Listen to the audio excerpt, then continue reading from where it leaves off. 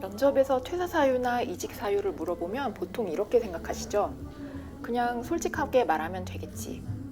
그런데 이상하죠? 분명 거짓말을 한 것도 아니고 그만두는 이유가 특별히 이상한 것도 아닌데 면접관이 갸우뚱하거나 결과가 좋지 않을 때가 있어요. 이유는 면접관은 조금 다른 걱정을 하고 있기 때문인데요. 오늘은 왜 솔직하게 말했는데도 잘 안 될 수 있는지, 그리고 같은 이야기라도 어떤 답변은 면접관이 고개를 끄덕이고 어떤 답변은 그렇지 않은지 이야기해 볼게요. 면접에서 퇴사 이유를 물어보면 우리는 보통 왜 그 회사를 나왔는지, 무슨 일이 있었는지, 내 선택이 왜 어쩔 수 없었는지를 설명하게 되는데요. 면접관은 사실 우리의 사연이 궁금하다기보다는 뽑더라도 나중에 같은 이유로 그만둘까? 이런 걱정을 하는 거예요. 예를 들어 야근이 너무 많아서 퇴사했습니다 라고 한다면요. 보통은 누구나 공감하고 이해되는 이야기죠. 실제로 누가 봐도 감당하기 어려울 정도로 야근이 많았을 수도 있고 그 때문에 건강이나 일상이 무너졌을 수도 있잖아요. 하지만 면접관은 그것보다는 같은 상황이 생겼을 때 우리 회사도 그만두는 거 아닐까? 이렇게 생각할 수도 있다는 거죠. 연봉이 낮아서 퇴사했습니다 라고 말한다면요. 면접관은 이 친구는 더 주는 곳이 나타나면 언제든 떠나겠구나 라고 생각할 수도 있고요. 사실 둘 다 잘못된 이유는 전혀 아니잖아요. 하지만 면접을 보는 상황에서 면접관의 생각은 그렇게 흘러갈 수 있다는 거죠. 그래서 있는 그대로 솔직하게 말해도 생각만큼 반응이 좋지 않을 수 있는 거예요. 그 퇴사 이유가 문제라기보다는 내가 한 말을 면접관이 어떻게 받아들이냐의 문제인 거죠.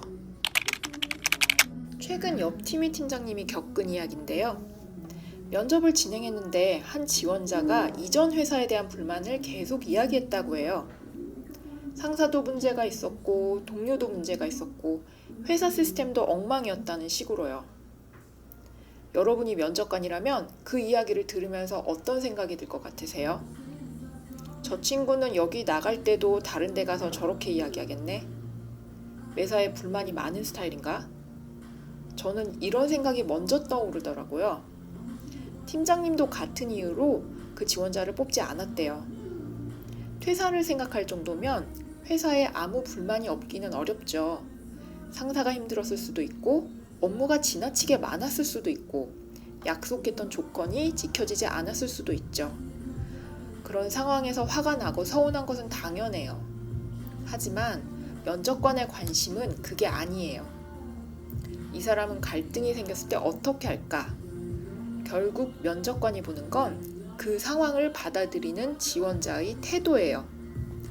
그래서 문제를 이야기하더라도 회사나 사람들에 대해 불만을 늘어놓기보다는 그 상황을 내가 어떻게 판단했고 왜 그런 선택을 하게 됐는지 위주로 이야기해야 합니다.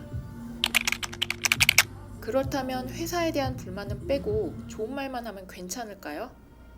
저도 예전에는 그렇게 생각했던 것 같아요. 대리 시절에 면접을 봤을 때 일인데요. 면접은 무난하게 흘러갔고 이직하려는 이유를 물어보는 순서가 되었죠. 그때 저는 성장할 수 있는 곳에서 일하고 싶습니다. 이렇게 말했던 것 같아요. 틀린 말도 아니었고 꽤 무난하고 안전한 답이라고 생각했어요. 그런데 면접관이 이렇게 되묻는 거예요. 그럼 지금 다니는 회사는 성장할 수 있는 곳이 아닌가요? 순간 무척 당황했어요. 그걸 제 의도와는 다르게 받아들일 수도 있다는 걸 그때 처음 알았어요. 지금 생각해보면 그 면접관의 반응도 일견 이해는 돼요. 돌이켜보면 제가 말한 성장이 무엇인지 너무 막연했어요. 어떤 일을 더 해보고 싶었는지, 현재 회사에서는 무엇이 부족했는지, 왜 지원한 회사에서는 그것이 가능하다고 생각했는지 제 생각을 조금 더 구체적으로 말했다면 면접관도 제 답변에 수긍했을 수도 있다고 생각해요. 성장하고 싶습니다. 새로운 도전을 하고 싶습니다. 더 다양한 경험을 쌓고 싶습니다. 이런 말들은 틀린 말이 아니에요. 좋은 긍정의 말들이고 실제로 그렇게 생각할 수 있는 거고요. 하지만 너무 많은 사람들이 하는 뻔한 답이기도 하죠.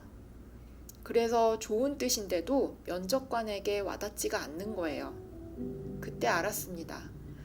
틀리지 않은 답과 설득력 있는 답은 다르다는 걸요. 그럼 어떻게 말해야 할까요?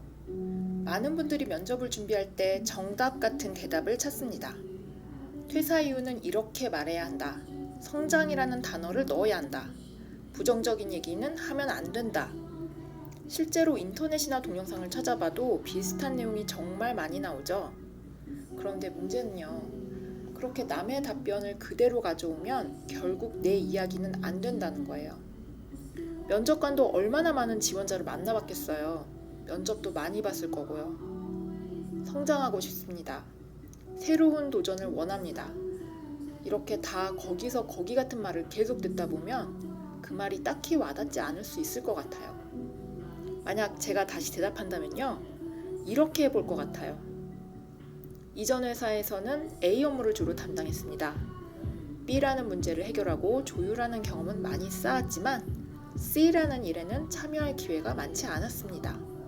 앞으로는 그 경험을 바탕으로 D라는 역할까지 해보고 싶었고 이번 직무 범위가 제가 원하는 방향과 맞다고 생각했습니다. 차이가 느껴지세요? 거창하고 유식한 표현이 아니어도 돼요. 오히려 표현은 약간 투박해도 내 생각을 내 언어로 말할 때 상대방에게도 더 잘 전달됩니다. 사람은 무의식적으로 자꾸 방어하고 싶어 해요. 퇴사의 이유를 설명할 때도 방어 기제가 튀어나올 때가 있죠. 회사에 이런 문제가 있었어요. 저도 어쩔 수 없었어요. 억울한 일이 있었을 수 있죠. 그런데 그건 면접관이 알고 싶은 게 아니에요. 중요한 건 그 경험에서 내가 뭘 알게 됐고 그래서 지금 왜 이 회사를 선택했는지 그 연결고리예요. 그러니까 퇴사 이유는 과거를 설명하는 게 아니라 과거의 경험과 앞으로의 선택을 연결할 수 있는 이유여야 하는 거죠. 꼭 정해진 공식처럼 말할 필요는 없어요. 다만 이야기가 과거의 불만에서 끝나지 않고 앞으로의 선택으로 이어지면 됩니다. 오늘 이야기를 정리해 볼게요. 면접에서 솔직하게 말했는데 결과가 좋지 않았다면 솔직했던 것이 문제라고 생각할 필요는 없어요.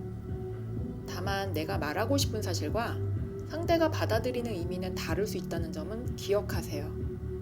그래서 퇴사 이유를 말할 때 과거에 무슨 일이 있었는지를 설명하기보다는 그 경험을 통해 내가 무엇을 알게 됐고 그래서 다음에는 어떤 일을 하고 싶은지 왜 그 선택이 지금 지원한 회사로 이어졌는지를 함께 보여주는 게 좋아요. 면접관은 퇴사 이유를 들으면서 과거 사실만 확인하려는 게 아니라 우리 회사에서도 비슷한 문제가 생기면 이 사람이 어떻게 행동할지 그리고 이 선택을 얼마나 진지하게 고민하는지를 함께 판단하려는 거예요. 그렇다고 면접관이 좋아할 만한 말을 억지로 만들어낼 필요는 없어요. 성장하고 싶습니다. 새로운 도전을 하고 싶습니다. 그 말이 진심이라면 왜 그런 생각을 하게 됐는지를 나의 경험과 나의 언어로 설명해 보세요. 결국 면접에서 중요한 것은 그럴듯한 정답을 말하는 게 아니라 내가 내 경험을 얼마나 잘 이해하고 있고 그것을 상대방이 납득할 수 있도록 설명할 수 있느냐입니다. 솔직함은 생각나는 대로 모든 사실과 감정을 쏟아내는 게 아니라 내 경험의 의미를 제대로 정리해서 전달하는 것이라고 생각해요. 혹시 여러분도 면접에서 분명 무난하게 대답했다고 생각했는데 예상하지 못한 질문을 받아 당황한 경험이 있으신가요? 여러분의 경험을 댓글로 남겨주세요. 정답처럼 들리는 말보다 자기 경험에서 나온 말이 결국 더 오래 남습니다. 오늘도 영상 끝까지 봐주셔서 감사합니다.